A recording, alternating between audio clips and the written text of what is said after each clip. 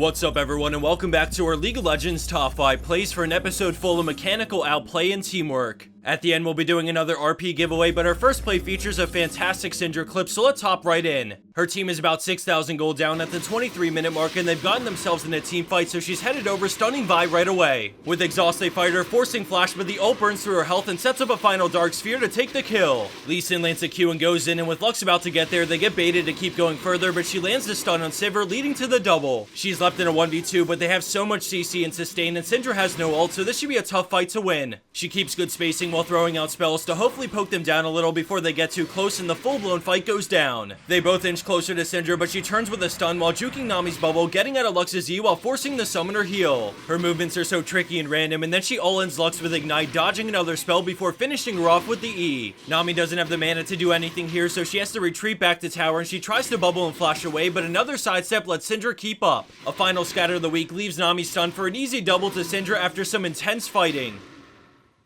Up next we have Zeus on Ezreal, playing in a diamond level game, and currently he's in the bot lane, but there are more enemies in the area than he thinks. Rek'Sai tunnels in and slows Ezreal with Smite, but he reads the flash knockup and gets out with Arcane Shift, so they turn on Alistar. He CCs Rek'Sai, giving Ezreal some time to chunk her low, but then they have to kite back, Alistar being a massive brick wall for Ezreal, but the enemy Yi gets past with Alpha Strike. Ezreal turns with his ult, nuking Master Yi with huge bursts, and Alistar headbutts to get to safety while Ahri shows up and ults in. He gets uncomfortably low, so he stays far back and pokes as Alistar sticks by his side in case to try and pull a fast one. Graves flashes for it, but he shifts away from the buckshot and cues Thresh to try and hit Graves with Iceborne. Despite missing, the enemies are surrounded, so Ezreal moves in for a second kill, but he needs to maintain spacing, so he chills back until Mystic Shot gets another. Irelia stuns Rise into a W from Alistar, but he turns on the bull, so he heals alongside Ezreal's summoner heal to stay alive and get out as Echo comes in. At the end of the day, blue team walk away with a full ace, and they only lost one teammate in the process. Keeping with the theme of high elo, our next player featured is WildCard on Lee Sin in a master tier level match. He showed up to defend, and with Corki dead and little to no wave cleared, they'll probably get dived. Braum cues into his ult, but Lee patiently waits while hugging the wall, and then he flashes, kicking Ahri right as she charms Yasuo, setting up the last breath to turn the dive 180. Ahri goes down while Lee Sin pops Lucian, and the tower gets Nidalee, and just like that, Braum's left alone with no damage, so he has to run. Off of that turnaround play, they pick up the free dragon, which is huge considering they both should have died and lost the tower.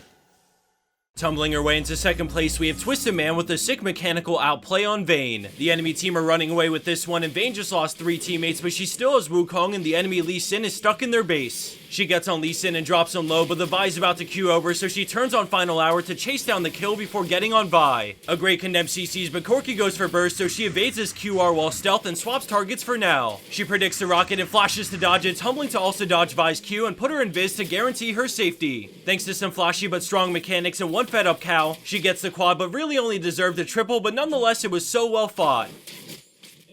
And for our number 1 pro play for this week, we have Dot on Thresh, but this is absolutely a full-blown teamwork play because they're all an instrumental part of this clip. They were pushing mid, but the enemy team have Riven up top, so they pressure blue team, forcing them to fall back. The fight erupts, and at first it looks good because Gardner gets low, but Riven starts teleporting in, and the enemy Mord also shows up. We all know that feel when Riven wrecks face, and that's pretty much what happens, so now the enemy team have so much momentum. Orianna gets out with a tiny bit of health and slows them down, but the enemy Mord flashes forward, so let's pause it here and take it champ by champ. Thresh is looking to hook the Mord to deny him from ulting Orianna, and that's so important because Orianna's ball is on the way in and she still has ult. Yasuo is really far back but still in range of last breath, and Lee Sin is in the fog of war, but he just landed his Q on Victor, so he's on the same page with the rest of the team. The hook lands and Flay sets up the Yasuo ult on all fours. Lee Sin kicks Victor into everyone while they're suspended midair. When the fog clears, it's blue team who showed up big with a sick turnaround that gets them the ace and quadra to Yasuo. Let's see it again, but I rewatch it on your own time because every player is so clutch in this turnaround.